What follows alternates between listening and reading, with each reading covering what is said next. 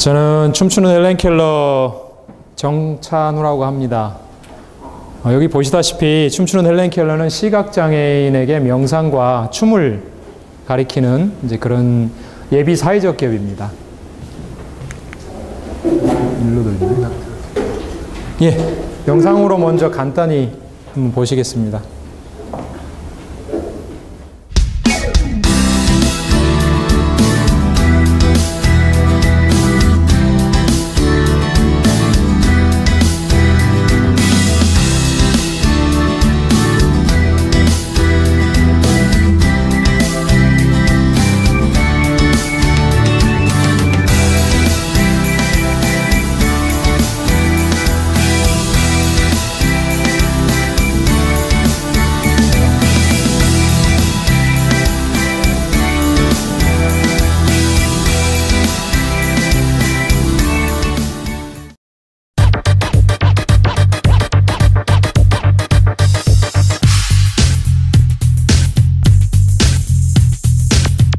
감동이네요. 감사합니다.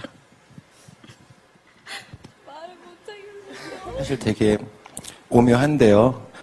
춤은 그냥 취미로 추셨으면 좋겠어요. 왜냐면 보이지 않기 때문에 춤은 더 잘 추기는 좀 힘들어요. 네. 더 노력해서 할 수 있어요. 뭔지 알겠어요. 노래를 좋아하고 춤도 좋아하고 힘들긴 힘든데 그래도 포기하고 싶지는 않고.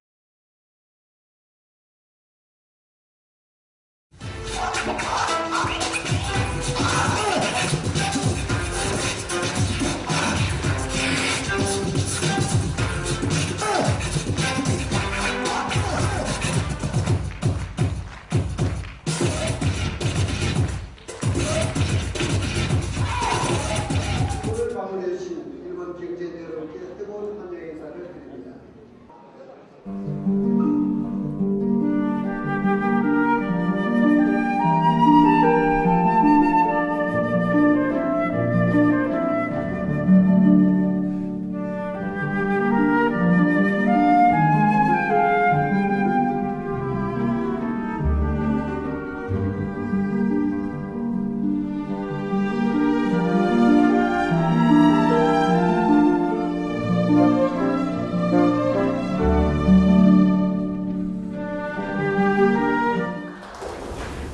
어떠세요?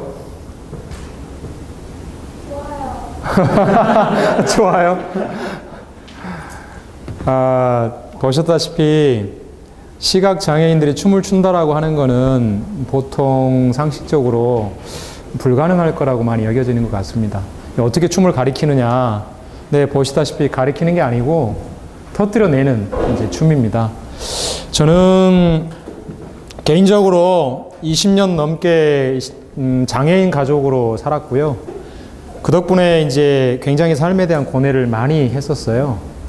그러다 보니까 이제 대학교 2학년 때부터 시작한 이 성문호흡 명상이라고 하는 거를 20년 넘게 해오고 있습니다. 그러다 보니까 한 10년 정도를 또 무대에서 이렇게 공연을 할 수 있는 기회를 가지게 됐습니다. 이제 국내외 크고 작은 무대에서 공연을 하다 보니까 저기 명상무에 굉장히 감동하시는 분들을 많이 만나왔었어요.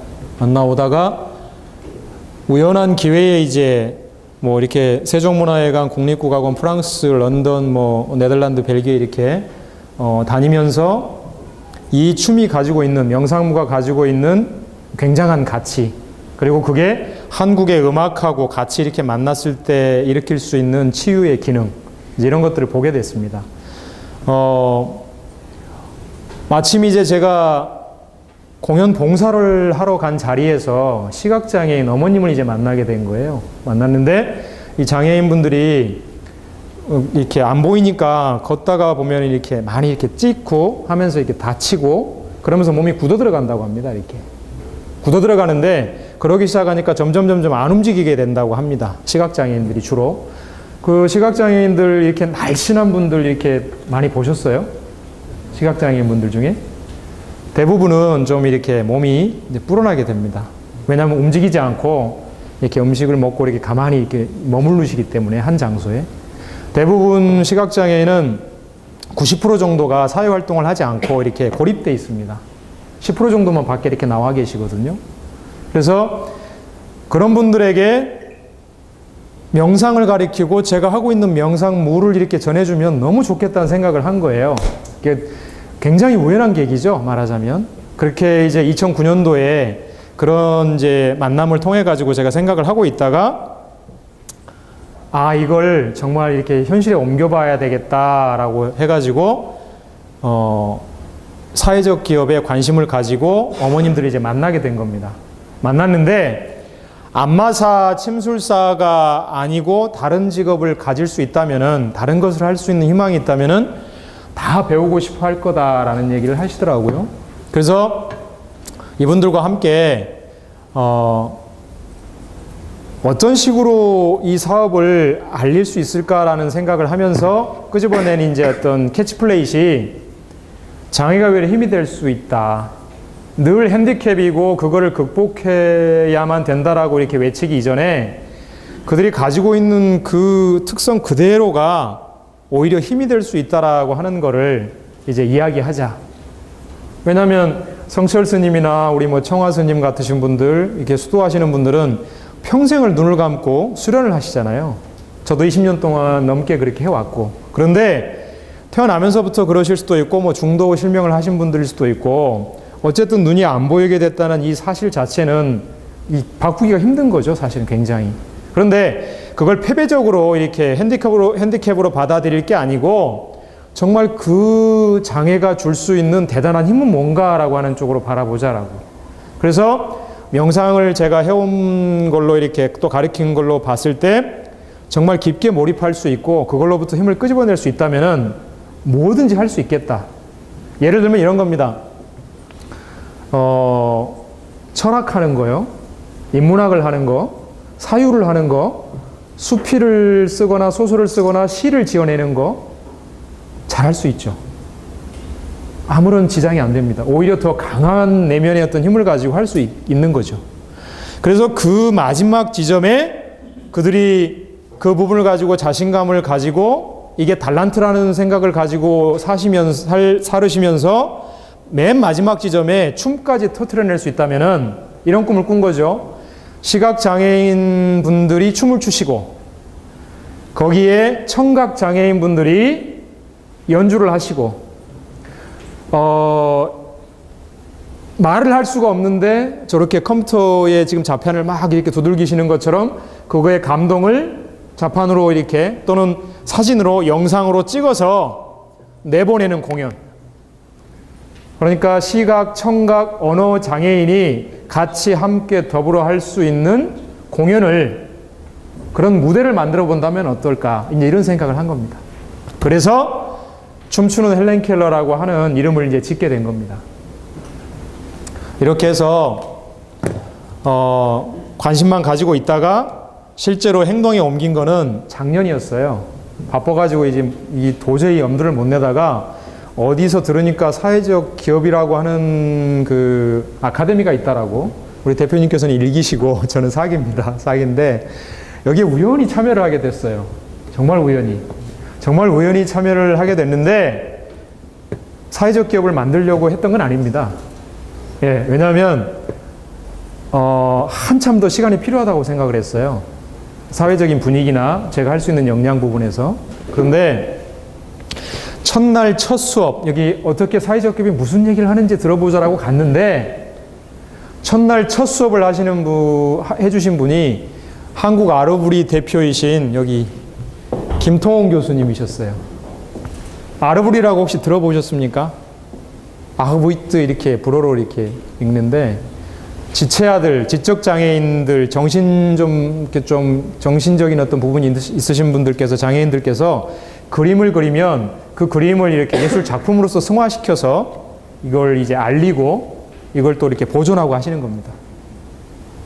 이거를 1945년에 불란서인 미술가 분께서 이렇게 만들어내셔가지고 이걸 예술 장르로서 이렇게 인정해서 그게 지금까지 이렇게 이어져 오고 있는데 첫날 첫 수업을 하셨어요. 그래서 제가 그 수업을 들으면서 2달 동안 사회적 기업이 뭐 하는지 들어보고 가자가 아니고 2달 동안 사회적 기업의 어떤 사업 모델을 한번 만들어 보자로 바뀐 거죠. 순식간에. 그렇게 시작이 돼서 2달 동안 열심히 배우고 정말 열심히 만들어서 심사를 받았습니다. 받았는데 여기 보시면 아시겠지만 100여 분이 여기 참여를 하셨는데 25년 동안 방송 작가 하시는 분도 계시고 대기업에 임원으로 재직하고 계시다 오신 분도 계시고 또 이미 사회적 기업을 하고 계신 분도 계시고 쟁쟁하셨어요. 왜 이런 분들이 여기 와 계시나 이런 생각을 할 정도로. 그런데 마지막 날 수료식을 하는 마지막 날 하기 전날 조교님께서 전화를 주셨어요. 내일 오시냐고.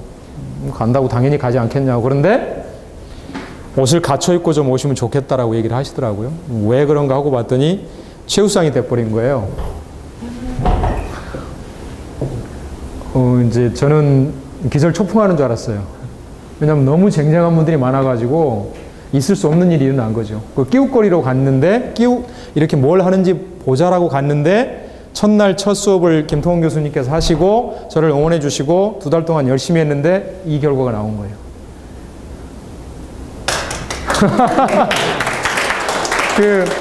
얼마나 힘겨운지를 아시는 우리 사회적 기업 몽땅 대표님께서는 박수를 쳐주시네요. 근데 기적 같은 일의 연속이었습니다. 이런 것들이. 그 뒤에 바로 움직이기 시작했습니다. 기업체를 만들려고 한 건 아니고요. 열심히 다녔어요. 김통원 교수님하고 같이 여기 지적장애를 갖고 계신 정신적인 어떤 부분이 있으신 분들이 이렇게 그린 그림들이거든요. 작품으로서. 근데 눈을 실제로 제가 감고 이제 춤을 출 수 있다는 걸 이제 퍼포먼스를 했죠. 의원회관에서 했고요. 또 기다리고 있다 보니까 제가 옛날에 공연하고 같이 했던 세종문화회관에 계시고 이렇게 하셨던 분들과 만나다 보니까 관현맹인 악단이라고 하는 데가 실로암 시각장애인 복지관에서 같이 이렇게 공연을 지금 하고 있는 분들이 계시더라고요. 한 600년의 전통을 갖고 있는 거예요, 사실은. 세종대왕 시절에 만들어지셨더라고요. 세종대왕께서 약간 그러니까 심한 시각장애가 있으셨대요, 사실은. 그런데 절대음감을 가지고 있는 시각장애인들에게 궁중악사를 시켜가지고 저렇게 관현맹인 악단이라는 거를 만드셔서 지금까지 이렇게 물론 중간에 한 100년 정도가 이렇게 이제 잠들어 있다가 다시 이제 깨어나셨는데 저분들하고 또 같이 공연을 하게 됐어요. 그래서 이렇게 이제 쭉 찾아오다 보니까 제가 생각하고 있는 게 장애가 외래 힘이 될 수도 있다라고 하는 부분을 이제 만나게 된 거죠. 이런 책을 만나게 되더라고요. 내 눈에는 희망만 보였더라고요. 시각장애인이시거든요. 백악관에서 근무하셨는데 강용우 박사님이시라고. 한국 최초의 시각장애인 박사이시고 미 백악관에서 근무를 하셨는데 저에게는 장애가 외려 축복이었고 감사할 뿐이다라고. 장애 때문에. 그리고 이제 서서히 사업을 이렇게 무르익게끔 하면서 점점점 이제 장애로 인해서 위대한 삶을 사셨던 분들의 이야기를 제가 하게 됐습니다. 그리고 또 이 스토리텔링 대회에 나가서 대상을 받았습니다. 계속해서 시각장애인분들을 계속 만나고 있습니다. 이상재 교수님, 카네기홀에서 4번 기립박수를 받았었죠. 혹시 아세요? 120년 만에 미국 카네기홀이 120년 만에 처음으로 암전을 다 시키고 이렇게 시각장애인들이 연주를 했는데 음악을 이렇게 연주를 했는데 4번의 총 기립박수를 받았다고 해요. 그런 이야기들을 그리고 또 서울맹학교의 학생분들을 만나고 다녔고 실제로 시각장애인 분들을 지도하고 또 강사분들을 양성하고 그리고 대한민국 장애인 예술 경진대회에 나가서 같이 또 협업을 하고요. 이렇게 시각장애인들이 명상과 그 춤을 통해 가지고 자신의 발견과 자유로운 자기 표출의 기쁨을 만끽하도록 이렇게 해보려고 노력하고 있습니다. 내 안은 볼 수가 있고 또 내 춤은 출 수 있다라고 하는 것을 가지고 여기 보시면은 헬렌 켈러입니다. 여기 실제로 헬렌 켈러 여사께서 굉장히 춤에 몸을 움직이는 거에 관심이 많았다라고 하는 이제 증거가 되는데요. 그들이 이렇게 춤추는 모습을 기대해 볼만 이제 하겠죠라는 물음을 남기면서 제 춤추는 헬렌 켈러의 이야기를 마치도록 하겠습니다. 고맙습니다.